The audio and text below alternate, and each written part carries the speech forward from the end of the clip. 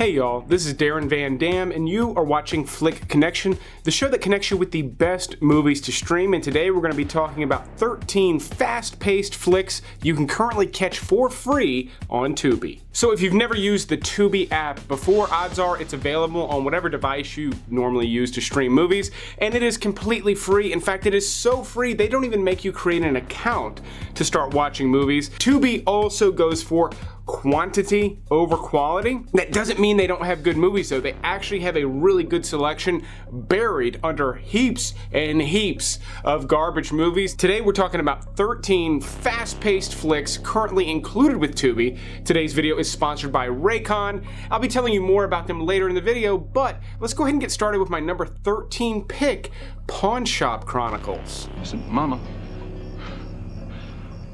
I think I just met the devil. He wants to make a deal. Mom, calm down. Now this movie fits the definition of fast-paced just with the way that it's shot and edited.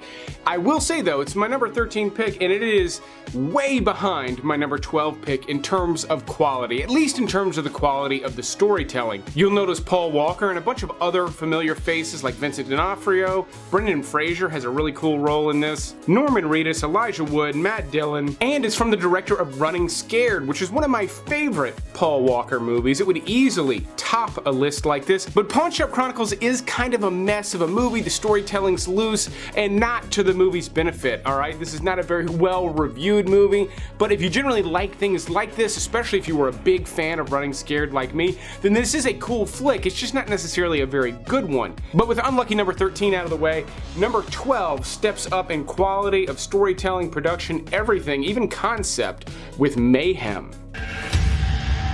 We're witnessing a model citizen here, transformed into a brutal, bloodthirsty, killing machine! This stars another Walking Dead alumni with Steven Yeun. It was one of his first big movies after The Walking Dead, but more importantly, Samara Weaving is in this movie, and it's one of the first times I really remember seeing her. She stood out to me in this movie, and she is by far one of my favorite actors working today. She's one of the most charismatic people working today, and it's on full display in this movie. Now, I do think she's gotten better over the years, but Mayhem is still a really cool flick. I recently recommended the Belko Experiment, which is also included with Tubi right now.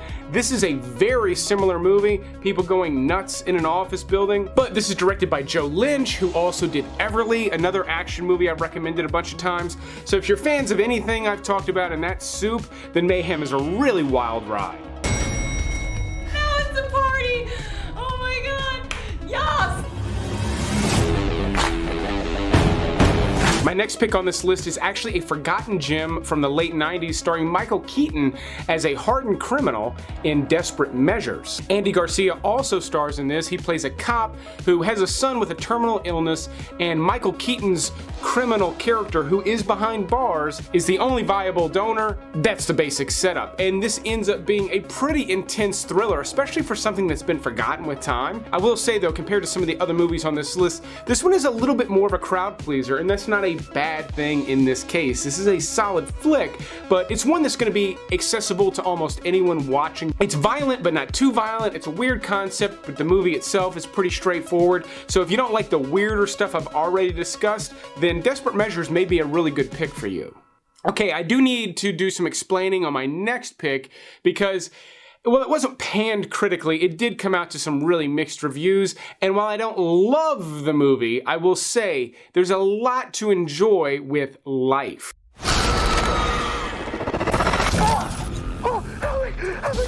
What's going on? No, you're not. Get your goddamn hand off. What are we gonna do?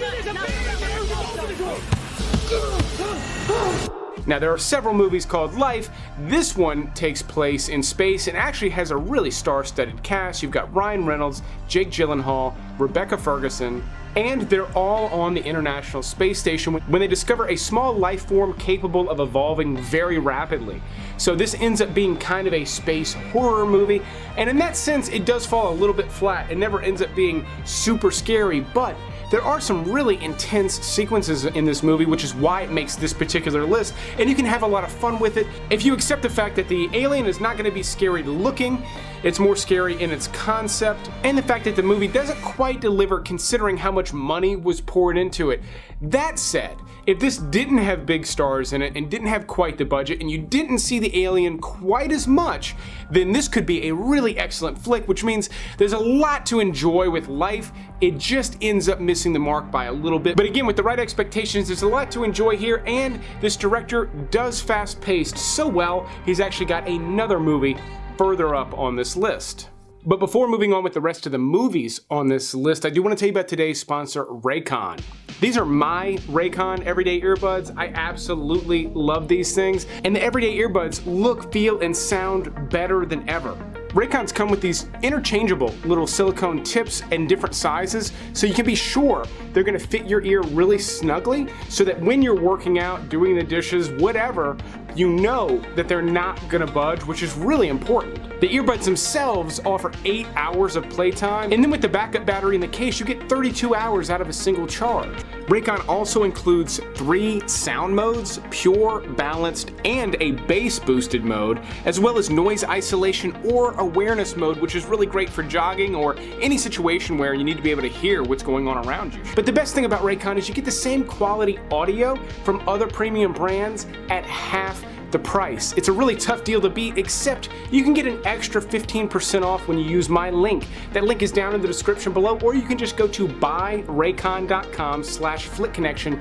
Again, you're gonna save 15%. I mean, my Raycons really do sound great. That's probably why they have over 50,000 5-star reviews. So if you wanna get yours, you wanna save money on them too, go to buyraycon.com/flickconnection. It's in the description down there. Again, Raycon is spelled R-A-Y-C-O-N. Go save 15%, get some great earbuds, it's a great deal. But speaking of great stuff, let's move on with the rest of the movies on this list. My next pick is an action flick starring Ethan Hawke, and he only has 24 hours to live in 24 Hours to Live. How long do I have? You have less than 24 hours to live. So the simple title should clue you in that this is kind of a silly action movie. However, Ethan Hawke really does bring the heat with this movie. Not only is it fast-paced, it's violent, it's bloody, it's really intense, and it's perched on the shoulders of this fairly simple concept. He wakes up, he's got 24 hours to live, there's even a little convenient timer in his forearm, which means he doesn't have very long to exact revenge. And even though it's only 24 hours, there's sort of an international element to this. It's a spy movie, it's an action movie, it's silly at times, it's wild at times. And I will say this is part of a new genre that has emerged since Liam Neeson in Taken, where they take a aging actor and stick him in some really odd action movies. It's happened to the best of them. That said, Ethan Hawke made a great choice with this movie because it's not just mindless action, it's actually a pretty fun ride. If you like intense, bloody stuff, strap in for 24 Hours to Live. So Daniel Espinosa is the director of the movie Life, and he also directed my next pick on this list, which also stars Ryan Reynolds in Safe House. This is Weston. We have a last-minute reservation. Oh my gosh. That's Tobin Frost. Kill all the surveillance cameras in this room. Denzel Washington also stars in this as a fugitive being kept in a CIA safe house. When the safe house comes under attack, he and Ryan Reynolds run off, and you end up having a pretty good cat and mouse chase for the rest of the movie, including some great foot chases, car chases, fight sequences. But above all that, what I really liked about Safe House is how brutal the action is in it. The fights, the punches, the crashes, all of it just has this really raw, visceral look to it. I would even say the overall look of this movie has a lot in common with Man on Fire, but this is much more of a solid action movie that is incredibly fast-paced as soon as the action kicks off, about 10-15 minutes in. Really wild ride if you haven't seen it in a while. It's certainly one of the most action-packed movies Denzel Washington's ever been in. My next pick is on par with Safe House in terms of action. It comes from South Korea, but I'll say the story is even better, which is why I haven't ranked even higher. The Man from Nowhere is a beautiful action movie from South Korea that has a lot more heart to it than you would expect. It's kind of the basic setup, like a retired assassin type character. ends up having to save a young girl. That plot has been in countless movies, but The Man from Nowhere nails it. As I said, there's a lot of heart to it. The story is incredibly well told. You get a fantastic character arc. I will say though, the pace of this movie can be quite slow at times, but when it pops off, it really pops off. There's some amazing action sequences in this that are bloody. They feel real though. They're not all Tarantino'd out, and they're relentless at times in this movie as well. But again, I gotta say, it's not just mindless action. There really is a good story at the core of this movie. Alright, now we're gonna leave South Korea and travel to Japan with the only anime movie on this list, Redline.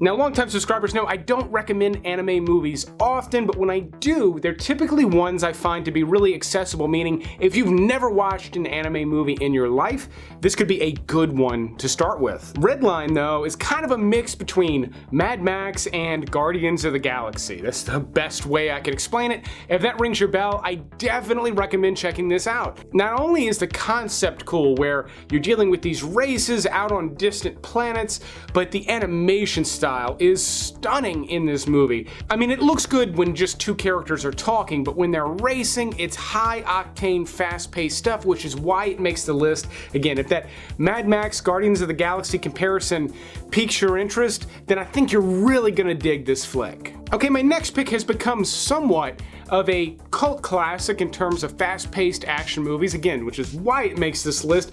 And not only does it star Ryan Reynolds, again, I promise I didn't do that on purpose, he just happens to be in 3 really good movies on this list, but it also stars the late Ray Liotta and a bunch of other people, including Jeremy Piven, Ben Affleck, Andy Garcia again, Alicia Keys, and the list goes on. I'm talking about Smokin' Aces. Let's get to the business at hand. This wanted felon here, Buddy Israel, little Rick Springfield, I guess. His posse, you know, they're all strapped.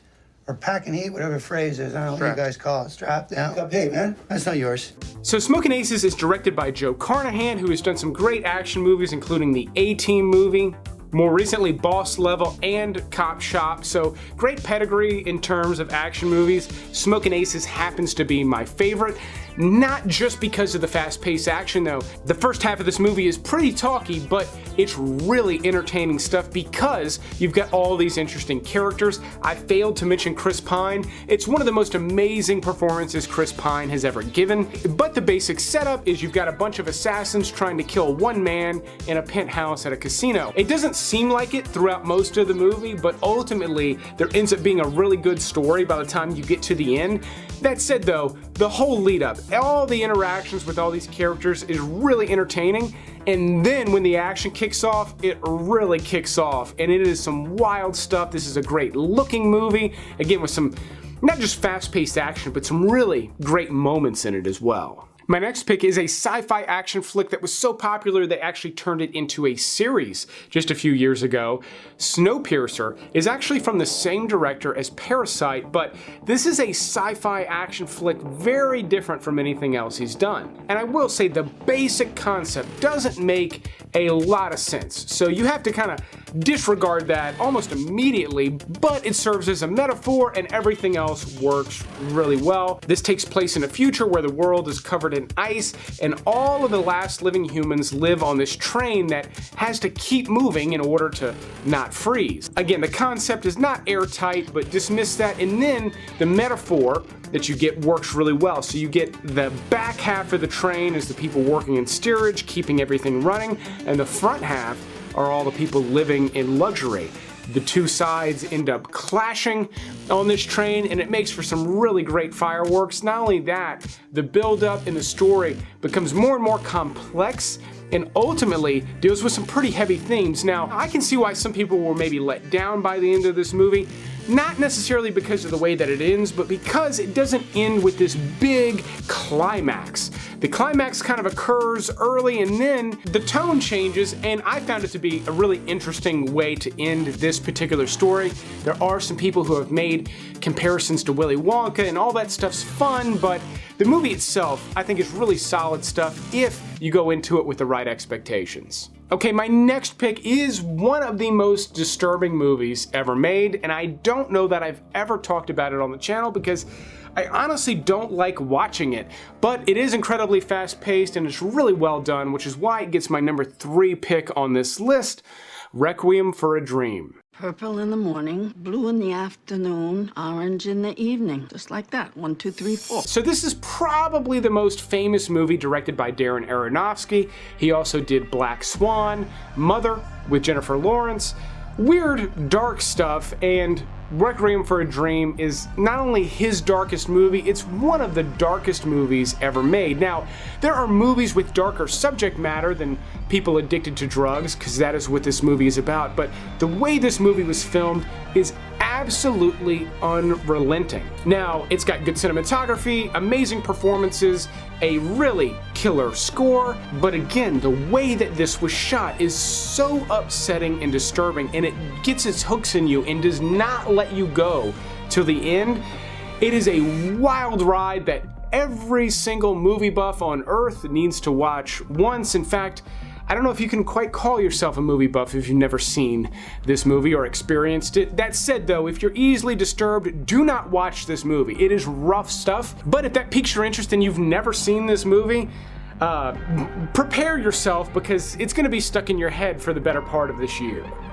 Alright, my next pick is one of the biggest, best movies on this list. That's why it's my number 2 pick.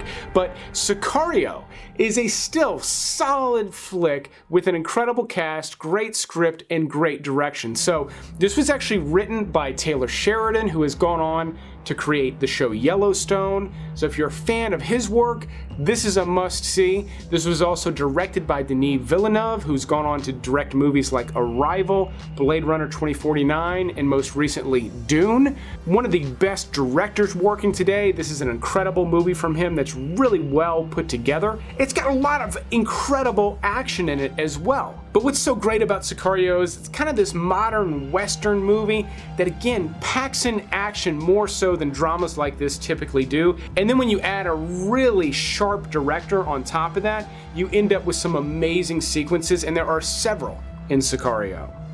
Okay, so this list has featured a lot of action, but my number 1 pick packs in the same amount of action from this entire list, all 12 movies we talked about so far. The same amount of action is packed into my number 1 pick. This also comes from Japan and is the greatest samurai movie to have been made in the 21st century so far. It's called 13 Assassins. This too is a familiar setup. It's 13 assassins banding together to fight the bad guy. That's basically it. Very similar to Seven Samurai, one of the most classic samurai movies ever made, but 13 Assassins is directed by Takashi Miike, who has done more movies maybe than anyone on the planet. I think he's directed about 100 movies. In fact, another one of his bloody movies is on an upcoming list I'm working on, but 13 Assassins is incredible. It feels somewhat historically accurate at times, but once you get to the climax of this movie, it turns into an all-out, I don't know what to call it. I mean, it is just wild stuff, and it manages to work. The tone is consistent. I mean, Takashi Miike hits you over the head with this movie multiple times, but it all works together in this beautiful symphony. It is just top shelf stuff, which is why it's my number 1 pick. I do know I featured it as a number 1 before in the past, but I recently gained a bunch of new subscribers and I want to make sure that they get this recommendation as well because it's one of my favorite movies to recommend. But that is the list. If you're still watching the video, thanks for hanging with me, but definitely click that subscribe button and that little bell icon. That way you get notified when videos like this released, but I'll keep making these as long as you keep watching them. Thanks for checking out this episode and you will see me on the next one.